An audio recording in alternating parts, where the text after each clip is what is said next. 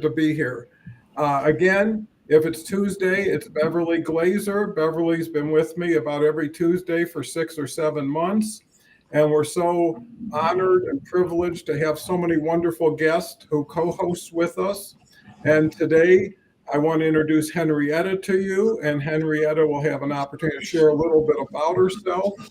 The topic of the day is mental health, of which Beverly Glazer has just been an authority in over the time she's been contributing and helping others. And Henrietta has just a wonderful story and a neuroscientist. So really interested in hearing what neuroscience really means to mental health. So to start off, and again, chat's open. We depend on you to make us relevant and direct our time and attention to give you some quality takeaways. So Beverly, what's new and exciting? What's new and exciting? Well, let's start with the show, Dawn, because this is the first time I met Henrietta. So that's new and that's exciting. And also, what's new is exciting is it's Tuesday. And Tuesday means women empowerment. And that's exactly what we're talking about today. And women empowerment and mental health. Um, all subjects that I absolutely love. And if anyone is new to my world, I provide premier custom coaching solutions for women on a high level in business to connect their personal life with their professional life so they can just grow higher and thrive. And you can find me on reinventimpossible.com. And what I am encouraging today and always, not only on a Tuesday, every time you're listening to Dawn, is please ask your questions. We thrive on your questions. And mental health is a big one. And it's something that we only look at when we see that your life is falling apart or someone is falling apart. We don't look at the day to day, but the day to day is what gets us to fall apart. So we have to look at the now. And for women, as well as men, of course, we suck it up and we say, yes, we can do it. It's okay. We'll get through. But when we're talking about women, women go through specific issues, and that could be PTSD in their marriage, in their family, what's been going on in their lives. It could be postpartum depression. It could be depression in general because of too much pressure. It can be the anxiety that we lead. My goodness, women and mental health is huge. And so as we're going through this conversation, which will be a positive conversation, I guarantee, and it should be fun and it should be free and it should be bring your questions, okay? It's that, how do we take care of ourselves? That's a big question. Okay. And I'm thrilled to have Henrietta here. And Henrietta is going to be talking about the neuroscience. And it sounds like that's really scary stuff, brain stuff. But guess what? We are all brain. Okay. And how we think, we can actually change our neural connections. So we don't have to be scared of the word neuroscience, So I will encourage you to ask Henrietta and ask us all and start thinking, like, what has mental health, how has that been affected me? How do I stay calm? How can I stay balanced? How can I be my best self? That's all about mental health. So Henrietta, I'm passing it to you. Thank you very much. And so first of all, thank you very much, Don, for the invitation to this show. And I'm so honored to be here. And I really like to have these types of conversations with people with different backgrounds. And my main topic is mental health, but discussing it with people who are not necessarily approaching it from a scientific or medical perspective, or even a personal experience with all kinds of backgrounds, because it makes it much easier for the for the audience and for the general public to connect with it. And unfortunately, people still, since we still have society still struggles with stigmas about mental health as a large. We still have a long way to go, and conversations like this hopefully help people connect with this topic more and share their experience, and don't feel alone, don't feel isolated, don't feel bad about seeking help, and so on. So I don't know. Should I share a bit about my background? And Yeah, that would be terrific. Sure.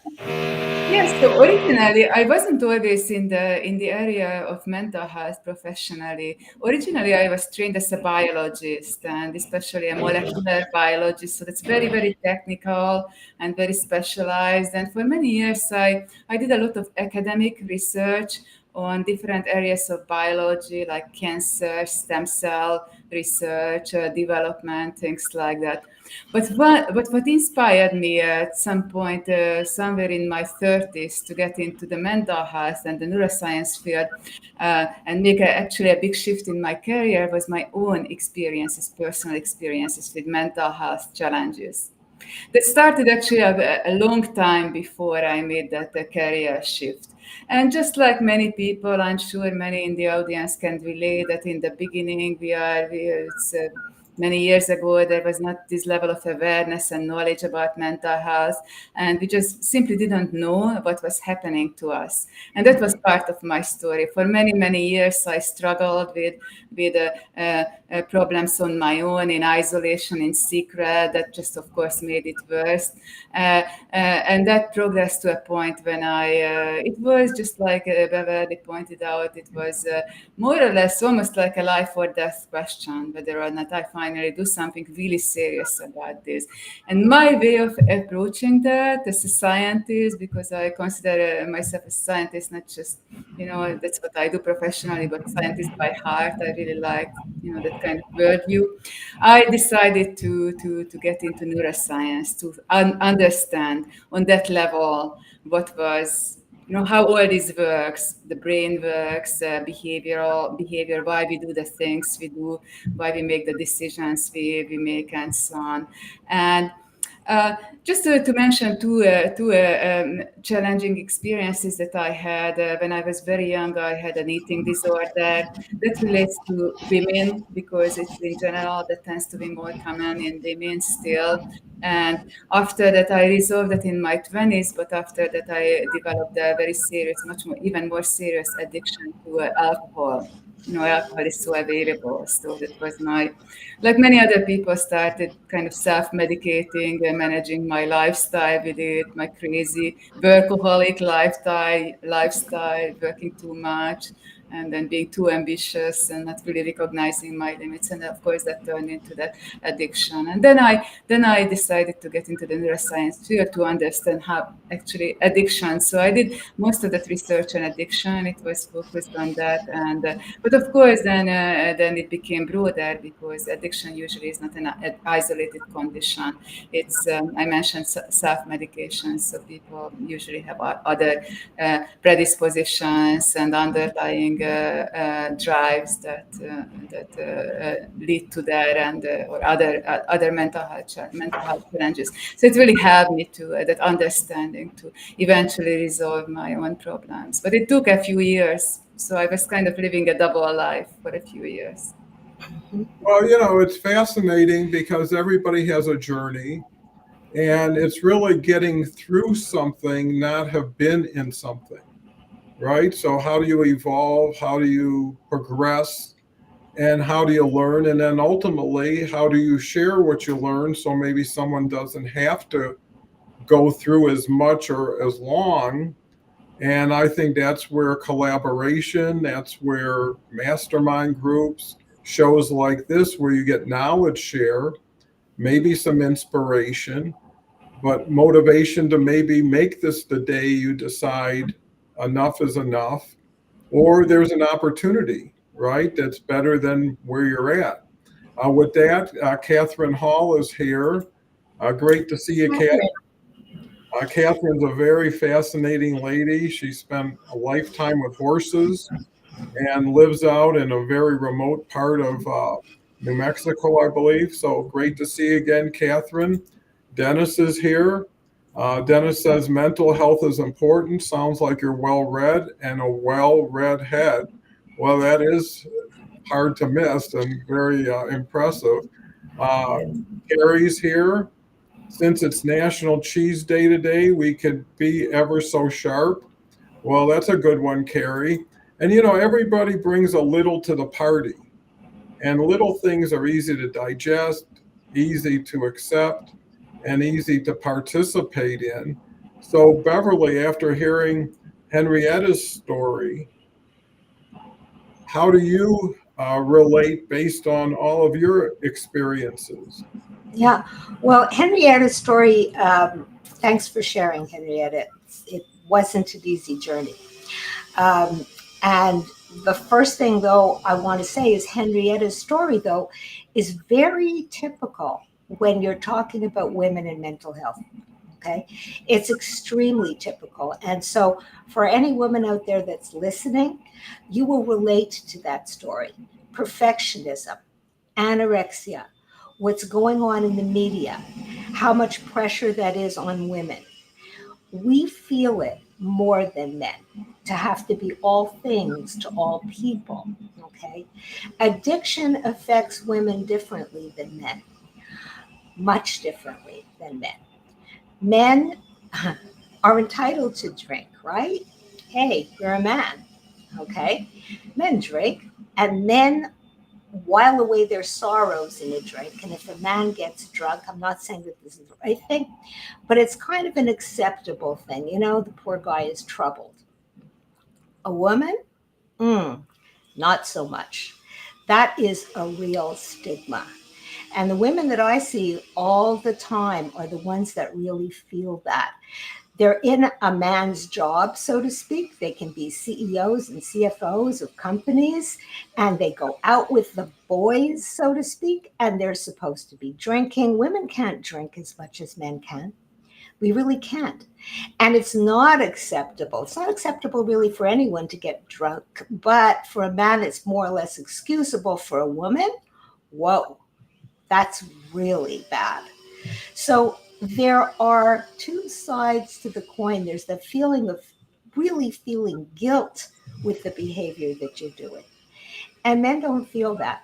Men will feel it to the end. And that's with all addictions, I will tell you, whether it's a food addiction, whether it's gambling, it's all those kind of secrets that women play, and it takes its toll on our mental health. And so I really want to thank you for sharing that, Henrietta, and many, many women will relate to that. It's like it's too much, whether it's too much food or not enough food or whatever it is. The judgment call is there. We have to be perfect at work. We have to be perfect everywhere. And we have to also learn to lighten up. We don't have to be these super women. We can be okay with being okay. And we could be very okay. And, I'm talking to myself too when I say this, because I'm one of these people that like to overperform, of course. And I have to hold myself back as well. And for positive mental health, we have to set boundaries. We can't be all that for all people. We have to step back. And to step back means moving forward too. So the first thing we have to do for all women is accept that we are not perfect, that we are okay, and that we have to do the best we can, but it doesn't have to be perfect. And you have to really talk yourself into that. And if you're noticing certain behaviors that you see is not so good, you do have to reach out and get help. Don't wait. And for women, we need community. And, I brought Kathy on from the Golden Community, Dawn. Yes, women need community among other women to get out of the office, to get out of your head, to stop always having to perform and just to be among others and just to talk. That in itself helps you. that is improving your mental health. We don't have to crack to think of having to get help for mental health.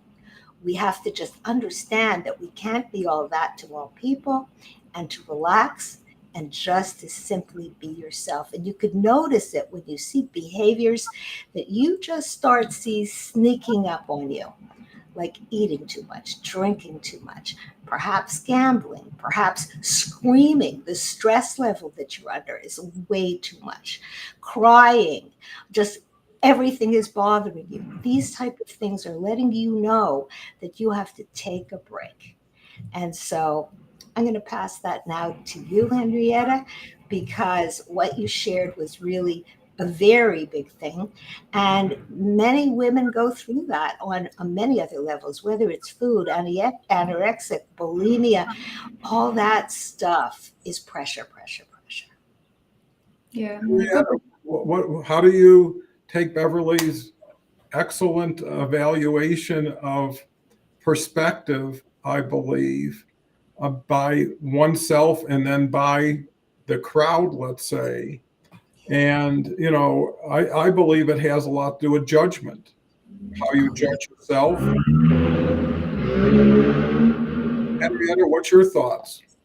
Yeah, so thank you, Beverly, for so I find it very, very insightful and also many good, useful tips. So I could react to many components, many elements of it, but maybe just a few things. So first of all, these even it's reflected even in the formal scientific studies and statistics. This difference between what you mentioned between men and women in terms of just the addiction, that it looks like it's more prevalent in men, but a lot of it is we don't really know the real picture because it's simply based on self-reporting. Most of those studies, the statistics, and it shows that, for example, alcohol, alcohol use disorder, as we call it, formerly in medicine and science. Now it tends to be more common in men, but the real picture is likely not that way, or at least it's much closer.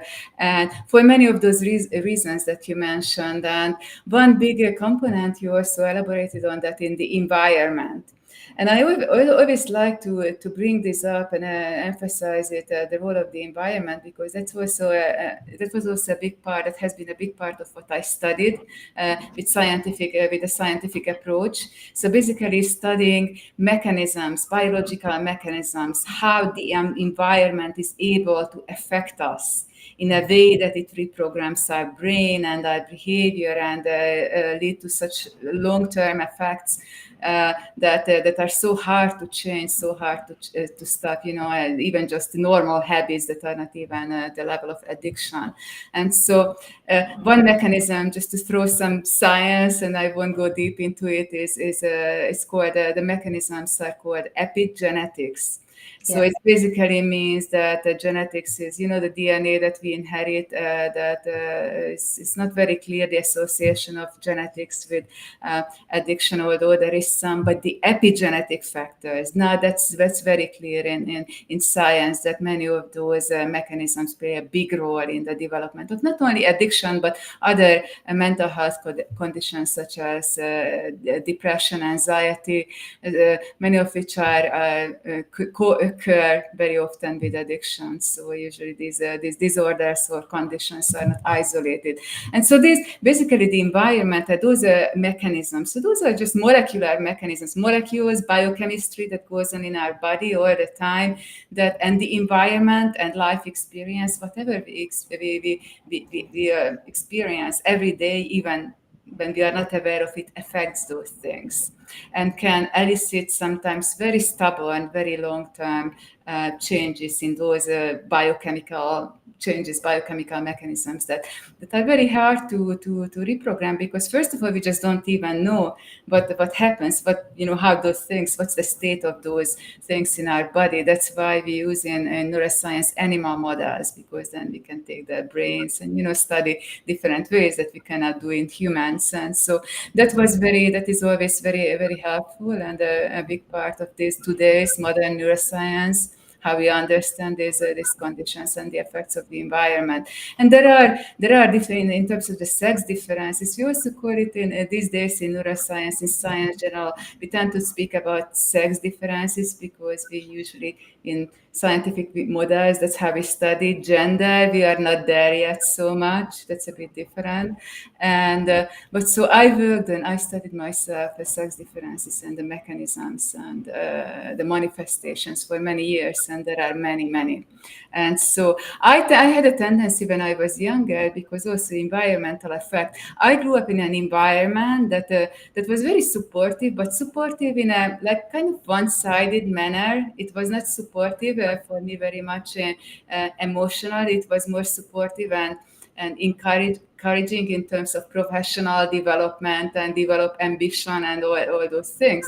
So it's basically some people still tell me to this day that many of my behavioral patterns tend to be quite masculine, because, and I can trace it back to my early life very clearly, that when I was conditioned to start acting in that way.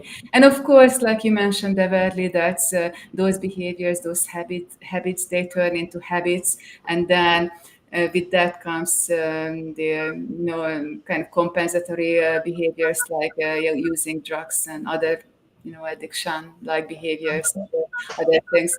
And so, and it is for me actually just this point in my life when I'm starting to kind of go back to my roots, that I'm a female after all, and kind of integrate that and don't deny that part of myself. So that's very interesting, even just now, these past few years. Well, that's terrific. And, I think, change is where everything is. And obviously, what's coming out today is knowledge is power. And the game doesn't have to be between you and yourself, right? As you hear from other people's experiences, first of all, you're not alone. And you find out if it's not this, it's that. Everybody's got something, and everything changes with that something and with that person. So how do you ground? How do you get aligned?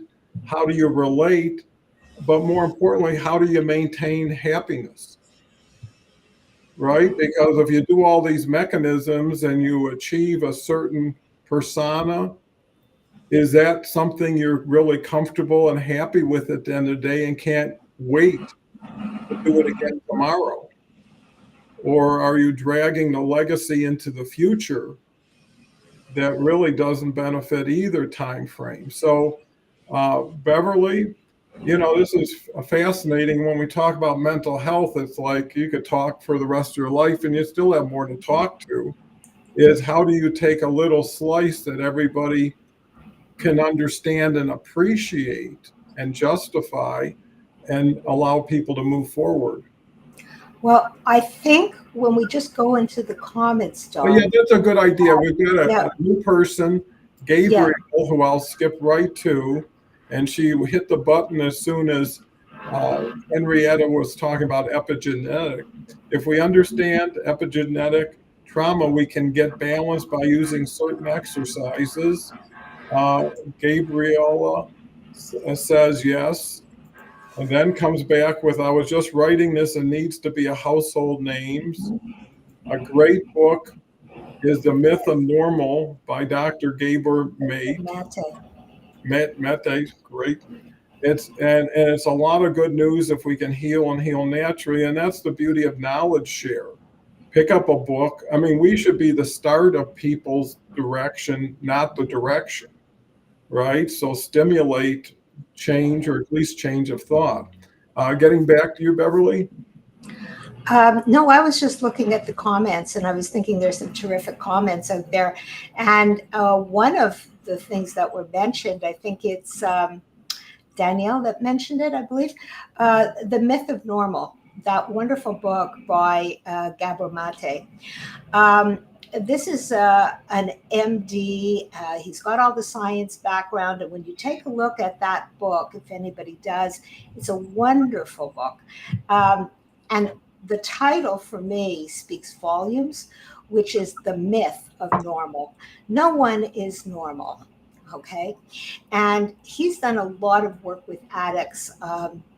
He speaks right to my heart because I've worked with many, many addicts in all kinds of heavy duty places. And it's what it really is there's not, there's this tremendous stigma of what you've done in the past. And it doesn't matter if it's an addiction or a heavy addiction, whatever it is, you feel you're the worst possible human for doing that. And this is so not true. And when you start opening it up and start believing in yourself, and it starts with belief, it really, really does. When you start, or as they say now, liking yourself, but when you start believing that it's possible, then things change and you change. And of course, your neurochemistry changes, life becomes brighter. And so you have to look at what you've done and say, you know what? I don't like that. I can do something about it. And today we have so many opportunities to get help, to do what we need, to get what we need. And when you take a book like that, the myth of normal, and you say, and you see all the levels, and when you are a medical professional, you have what's called a sickness model. You make people well. Well, I'm not medical. I have what I refer to, well, not just me, others as well, a wellness model. No matter what somebody is or does, when they speak to me, I look at them as well. Now, of course, I work with psychiatrists and other people where it's necessary, etc. But for me, I don't read those reports. I read them later if necessary, but I love to hear what the person themselves has to say. Now, today, as a coach, I don't work on that level, but what I'm talking about is really the addiction process, the feeling that I'm less than, the feeling that I cannot change. And what I want people to start to see is yes, you can change. We do have medicine out there. We do have help. There are all kinds of different psychological ways and behaviors. But the bottom line is you say, not I can't, but I want to. And I want to make it possible. And how can I? To talk positively, to find, to not quit. Do not quit on yourself. And that is really what it's about because when you are in the down of dumps, believe me, you do not think it's going to rise higher. You do not. And women are more silent, women are more secretive, women will drink more alone than men will. It's a completely different mindset that a woman has. And once again, as Henrietta said, we do not have studies. People don't really go out there and say how many alcoholics are there, although we don't usually tend to use that word anymore. But still, what we're saying is, what about you? If you need help, get it. And there's free resources as well. There are helplines and for everybody. And of course, there are AA and many different models that you can go out there and you can get help. So if I'm speaking to anybody that has an inkling of saying, hey, that's me, just think of just the title. Absolutely read the book, but just the title, The Myth of Normal. Okay. We are all normal, no matter what you've done. It could have led us in dark places. There could have been all kinds of family issues that have gone on, or had no love for as a mother, or whatever. It doesn't matter. Okay. If you want help, if you want to change, it's possible. Everything is possible. And this I truly believe. And I believe it because I've seen miracles and people changing from all walks of life, just incredible. So, have hope, keep going, and regardless what has been done, you are normal. And even if people say, or you've had psychiatric issues where you have felt you're not normal, well, you know what? Among many people that have had the same issues, you're also normal, right? Don't label yourself. Okay. Well, that's excellent advice. We've got some extra comments too. Let's go to Alan. Says lack of affection makes a person independent and resilient, which may be a recipe for success. But in the middle of that, there are weaknesses in trusting people. And there is so many different facets and nuances to what we're talking about. One size doesn't fit all. Certain things happen in situations and conditions, and some people have to, it's easy to tell somebody when you're not there how they should leave where they're at to go to where you're at. And if that worked, we wouldn't have a conversation today. David's here. I've been interacting with David. I know he's affiliated with Henrietta. Seems a big part of dealing with addiction, mental unwellness is catching it early, awareness of early signs, and seeking help, community. I wonder if you have thoughts on how those who are deep into the spiral down of long-term addiction might not have to hit rock bottom. Well, that's a great insight and share. Henrietta, would you like to address David's comment? Yes, of course. So it's basically definitely completely agree that prevention is always the best. If we can prevent anything from occurring, that's the best, because who wants to experience, even though it's in retrospect, many people tend to think and say that it contributed to who we are and the experience, even addiction. I tend to view myself in that way, but still, it's not. So we don't want to have that. But so catching it early, there are so many barriers to that, because one is that how early. So the best is early before it develops, like in childhood.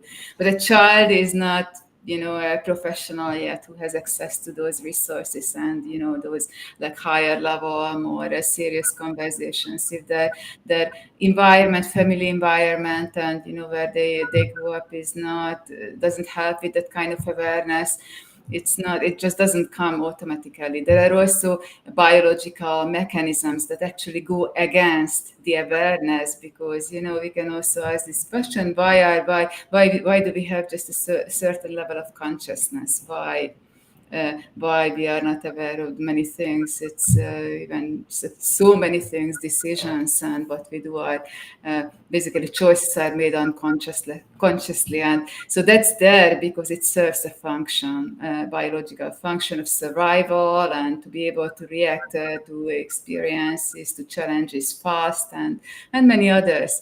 But so going back to the prevention and catching it early, that's definitely these days, fortunately, with what we have access to now with the modern science and technology and these types of conversations and social media and everything. So the awareness is not a problem.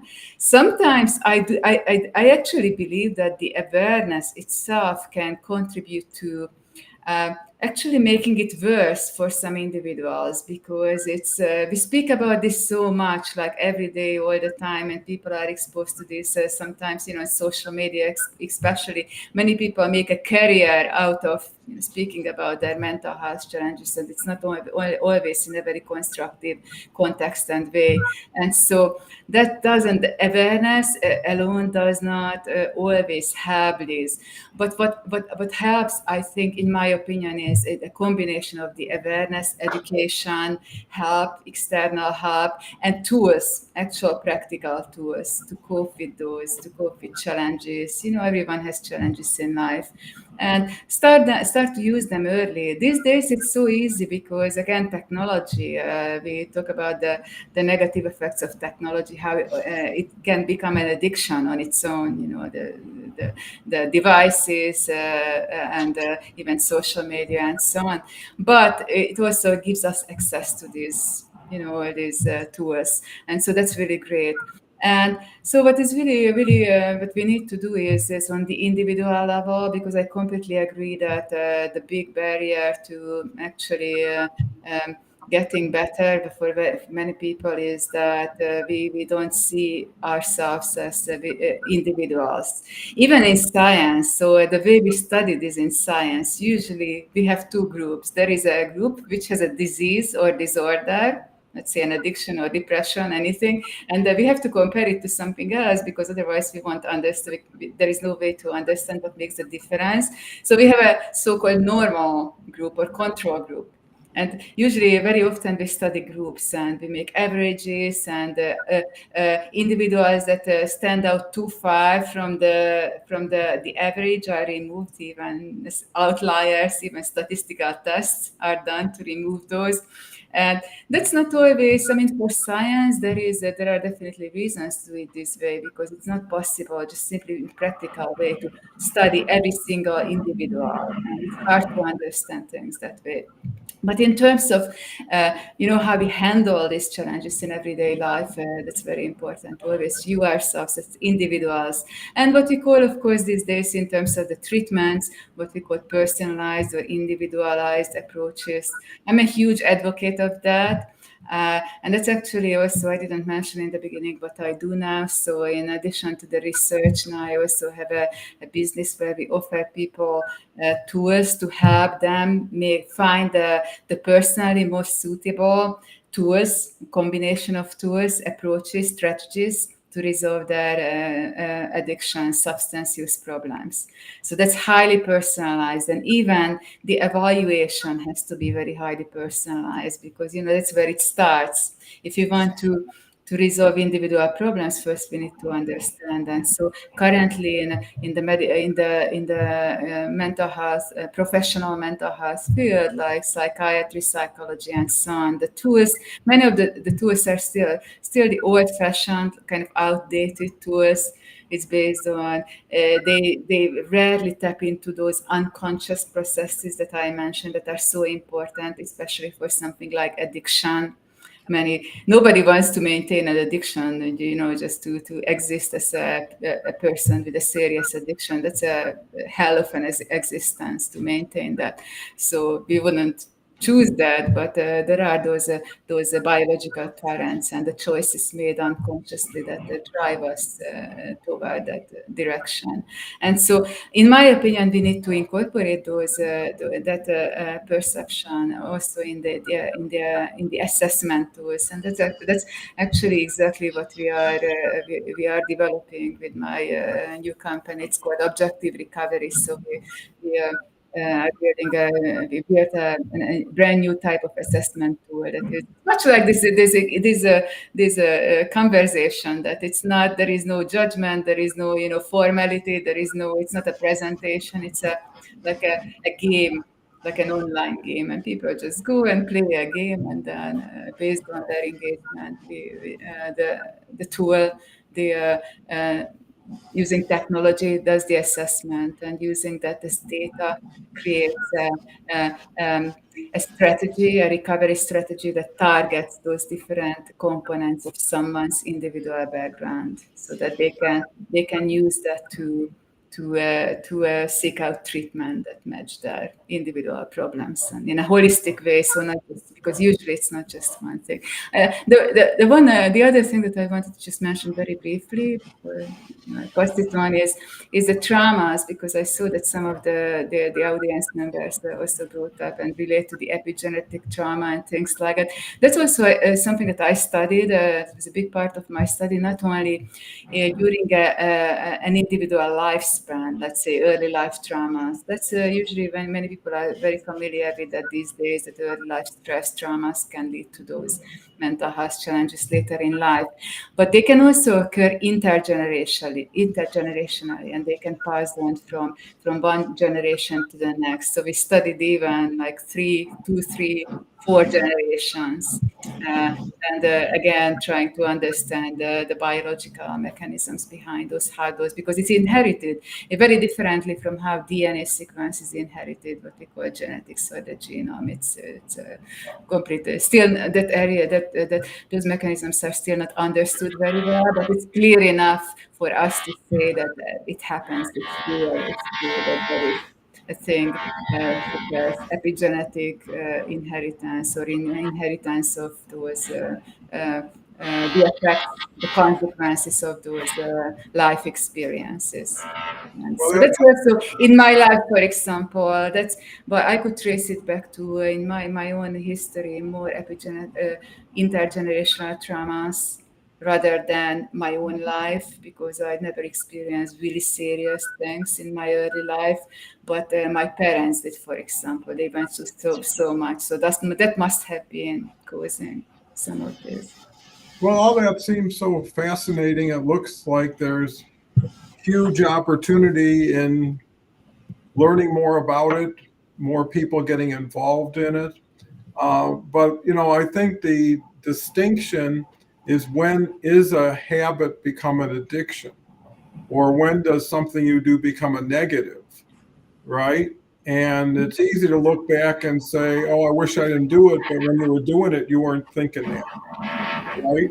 And so the point is how do we help more people faster, better? And I like the idea of peer to peer, because having conversations is easy for everybody. Actually putting their hand up and say, "I'm in trouble, I need help, help me," that in itself is a big change for most people. So, and it looks like the audience is well into this. Here's a comment. I'm now also a whatever facilitator. A course I took through Embody Lab, as you may or may not be aware, are very promising, but only with properly trained providers. And Beatrice is here. It looks like, mental health is something that we really have to deal with, just like physical health, emotional health, spiritual health. And I think the differentiation in most cases is, how do we have balance? Usually the bad thing about addictions is it costs somebody else in your life or something in your life the time or the lack of attention to it, right? Anybody can watch football for 3 hours and not say it's hurting my life. If you watched it for every hour of the day, then you have a challenge, because it's making you feel abnormal. So, Beverly, what's your new thoughts? There is so much to say. I mean, I don't know where to start. Okay. I really don't. But what I would like to start with, oh gosh, there's so many. The first thing that you said, Henrietta, that speaks to me is custom assessments. And I'd love to speak to you on that later. Yes, I use custom assessments for sure. I do not develop them. I use other people's custom assessments, but I think everybody should understand that you are unique. Your thinking is different. What works for one person doesn't necessarily work for the other. And whether I'm working with, it could be addiction or an addictive problem or a bad habit, so to speak, but whatever it is, each and every one of us think differently and have our strengths, and we also have our weaknesses. And in school, we usually focus on the weakness and try to build up the strength, right? Where my work always is, and when I'm working with my clients, is, what are your strengths? And let's build on your strengths. And guess what? That's where you thrive. Not everybody can do math. For sure, I've studied neuroscience. It's not my thing, Henrietta, but I can see that you thrive on that. No, being a clinician, getting out there, speaking to people, all that stuff, that's for me. Okay. How they work, absolutely. I love it, but I couldn't spend my life doing it. But each and every one of us has a strong suit. And that is where I think, yes, that question was, I think it was from David. I think all of us are normal and none of us are normal. Thoughts? 100%. Okay. It's like we are unique. There is no normal. Like Gabor Barthy said, it's a myth. And there's so much opportunity out there to hear everything. As Henrietta said, there's a lot of negative out there about mental health or using that terminology. But what I love about it is it's out there. And you can filter it. We're not keeping it in the closet anymore. If there's a problem, my goodness, we hear so many problems out there. Just watch daytime television, which I don't, but it used to be rampant with all kinds of ridiculousness. Okay. The fact is, at least you know you're not alone and you can get help. And I encourage that 100% to everybody. Find someone you can talk to and find someone you can relate to. Kids today are knowledgeable, and they're knowledgeable because of what they see, and they know what's out there as far as drugs are concerned. They know what they should or shouldn't do. Whether they do it or not is a whole other story, but they know. And what happens in university very often is when addiction kicks in. There's a lot of pressure out there, and they can get drugs to high focus. And I've spoken to doctors and I've spoken to lawyers that were really hooked on medication. Why? It was in university, and that's where they first learned. And it wasn't smoking weed as people would think back in the high school days. It's not about that. It's really about pills. It's about the pressure that you have to be under. And it's actually considered, because of the pressure, it's not even a fault that you do it because everybody does. Their entire peer group does. And I was talking to someone just last week. This person does in their job, high pressure, high banking, 100 hours a week this person does. And the entire department is vaping like crazy. And now what's the problem is, okay, that's become a norm in that department. Think about it. The myth of normal, right? It's become a norm. And why? Because how can you do those 100 hours? Well, the bottom line is this person is speaking to me because no one should do 100 hours, right? Where is your life? Do you have a life if you're doing 100 hours? I can assure you, you have an awful lot of money, but money isn't everything. And in a lot of cultures, it's a god. And you have to be able to separate yourself from what you want your life to be. And when I'm working with I love all my clients, really high level people, it's like they are so wonderful and they've gone so far. And then it's like, where is the disconnect? And that's where my coaching comes in. And it's like, wow, we're human. Each and every one of us is more than just what we do. It's who we are. And that's where mental health comes in is yes. Do I need all this? Do I want all this? I want to be comfortable. And yes, I want to be even super comfortable. And I can live on a very high level being super comfortable. But I also need balance. And to create the balance when you have so much and do so much, that's the art. And that's, of course, my challenge. And that's what I love. But what I want you all to consider when you're thinking of mental health, you are just as normal, depending on your culture, wherever you are, everyone that's in it. And if you want to make changes, you have the opportunity to do it. And I'd like to also address what somebody said, I don't know who, do we have to reach bottom? Okay. Well, you have to be hit somewhere to realize that you have to change. Otherwise, why change? And in the case of the person with 100 hours, where it was, wow, do I want to vape for the rest of my life?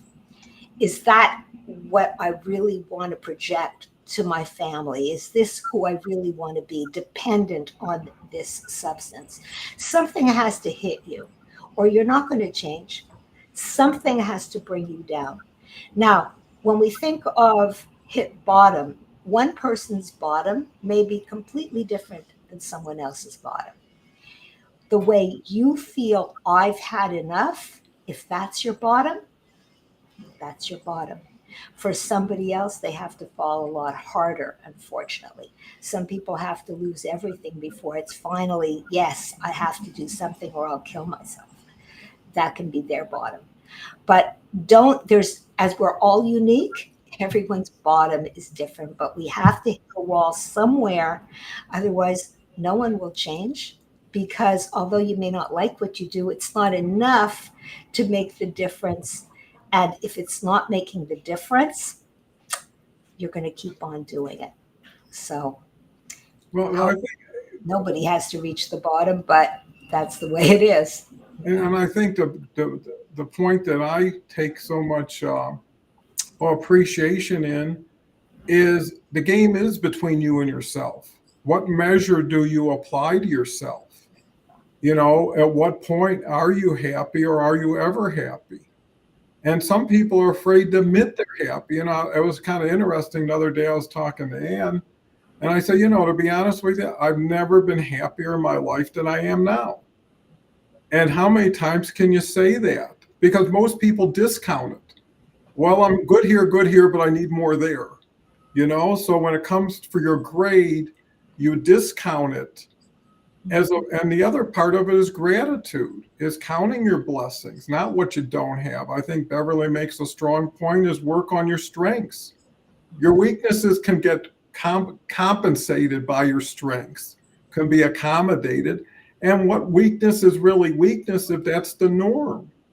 If you're always like this, then that's normal for you, right? If you say, oh, Jim's like that and I'm not like that, well, you're not Jim.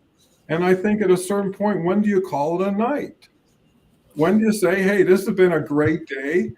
Let's enjoy the evening or whatever it is, versus I'm always behind. I'm always not enough.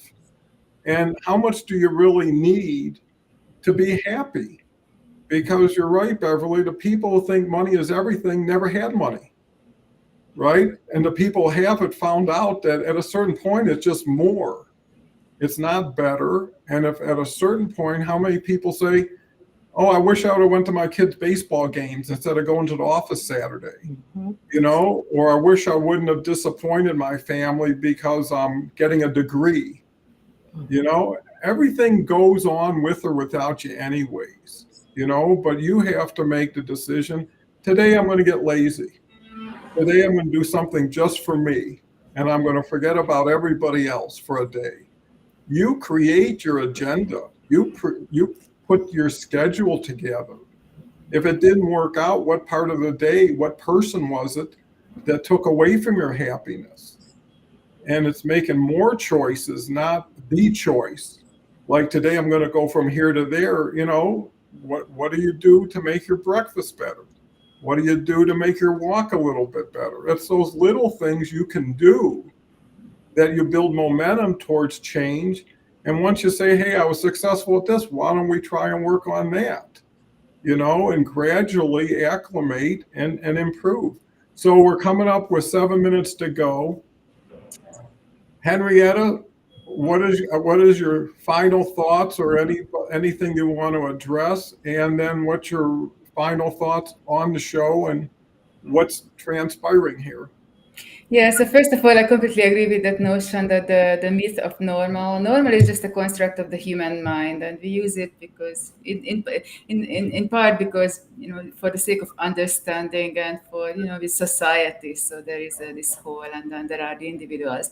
The other thing that I always like to emphasize is that So we talked about, just recognizing that we are all individuals, but balance is very important in that context as well, because individualism can go too far as well, just like trying to fit in and conforming to expectations, trying to always, please others around us. So I am an excellent example for that, because my whole life I picked up that kind of attitude very early, that just, becoming very independent. It's kind of based on because the ways I was brought up, and by someone else who was very similar in this sense, and then turn into this person who wants just to do everything on my own ways, and not basically completely almost the opposite of that type who who doesn't dare to be themselves, and kind of internally, people who feel that they are not enough, they need to meet expectations. I was the polar opposite of that for many years, I would say 2 decades even. And that can also cause a lot of problems, because that level of rebelliousness, even if it's not really rebelling against some things actively, because I didn't try to attack anything out there, just being myself, but it's such an extreme, in such extreme ways. And using the alcohol and the drugs and other behaviors, my relationships, everything in such an extremely individualistic way, that I would not even listen to and accept feedback.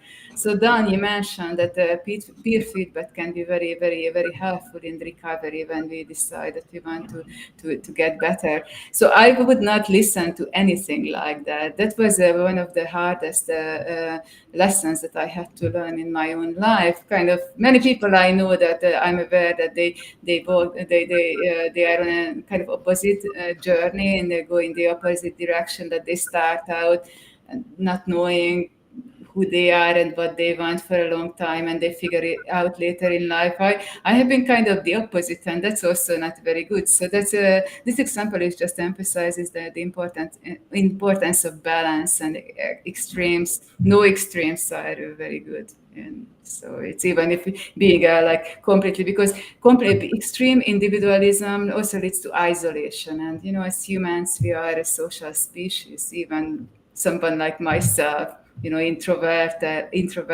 and independent kind of, and we all need, we are biologically programmed to be social and to need that kind of environment. But we need to be very careful in choosing that who we listen to, and who we take feedback from. And in terms of getting help, finding the appropriate coaches, therapists, any helpers, medical professionals, that's very important. Very important. The match, not only in the match with the actual treatment method, but the match with that person, so that someone feels comfortable and willing to take feedback from that. I used, for example, psychotherapy for years in the wrong way, because I picked the wrong people, therapists for me.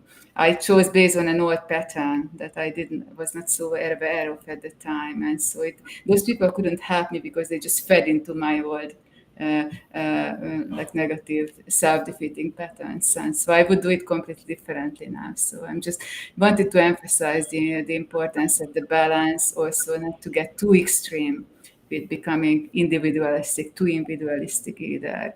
But of course, we need to choose. It's life. We say life is hard and life is a challenge. It's true.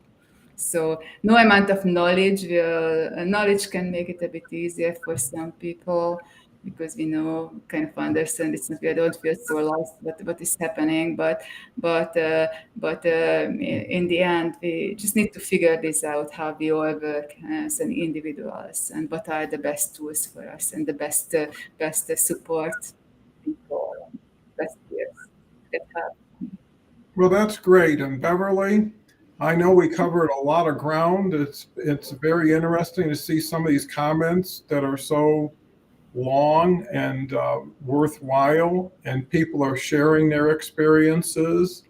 And I think that's key. Is it's easier in a crowd to fit in than it is to be on your own trying to bring someone in, or to enter something. And more people, I think, to your point, Henrietta, it is about balance, and if things are balanced, an addiction is an addiction is an addiction, but some aren't as bad as others. Some are accommodated in a more reasonable way. So I guess it's about discipline and control. And another big aspect is taking responsibility and accountability, right? So if you can do all that, you're better off than the people who don't. So Beverly, what do you think about this conversation today? Well, we really got into addiction, okay, addiction is very much part of mental health, that's for sure. And it's many different types of addiction. So we don't have to become an alcoholic addict. We can relate this to all kinds of different negative behaviors that we have. But one of the things we should always remember is self-care.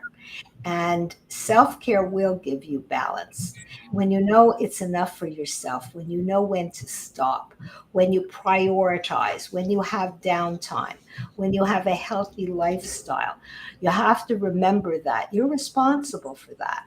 You can't necessarily go into a zone. If you do, you'll get out of balance. So what you have to do is stay connected, connected to a good support system, to family, to friends, or family if they're positive. Not all families are positive. Find your group, find your people. Stress management is important.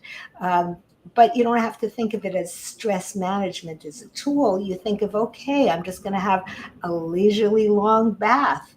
I'm going to be able to just maybe meditate. I'm going to read. I'm going to take me time. So it's setting boundaries for yourself will keep that mental health. When you know you have too much, and you get another phone call or another text, give yourself a break. You don't have to jump and you don't have to handle it. So I think we're over time, Dawn. Yeah, we covered a lot of ground in a short time. Exactly. And if anyone wants to reach me, I'm on reinventimpossible.com, and you can see me on Tuesdays. And we're all on LinkedIn, right? No matter where we are, we're all on LinkedIn. You could always find us there. And I think it was a great conversation. So thank you, Henrietta. Well, thank you, Beverly. Thank you, Henrietta. I think we made a great trio today and covered a lot of ground fast and hopefully created some value adds, but more importantly, maybe some new thoughts, new ideas, new opportunities for people to embrace, and little things done over time compound. And I think that's an important element. And I agree with Beverly, self-care is something, and having something that's really exciting in your life that you can't wait for, right? Or you can pivot to. So anyways, with that, one last comment I'll read David has. I think we humans are designed to be balanced possible. Looking at mental unwellness as an imbalance might be helpful in creating strategy for getting well. Thoughts? Well, we're going to have to take that into the next show we do. And with that said, come back in 23 hours. We've got Jason Gerardo and also Dave Snell, who are both advocates of mental health, helping veterans transition into civilian life. So go out, have yourself a wonderful day. You're better than you give yourself credit to. Do yourself a favor.